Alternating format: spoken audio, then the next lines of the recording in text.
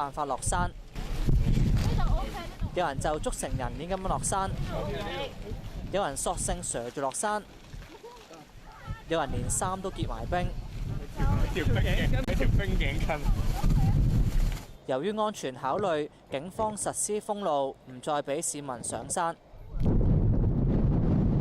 而喺飛鵝山，路面亦都被一陣薄冰覆蓋住，要企得穩都唔太容易。植物、涼亭、私家車嘅車窗都成為冰封嘅世界。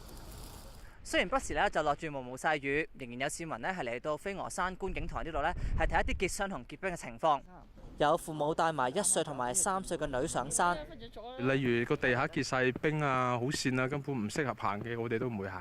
咁當然我哋都會中途有啲擔心，會唔會話唔適合上嚟啊？太凍啊、太跣咁，所以我哋一路行，其實都一路會視察個環境。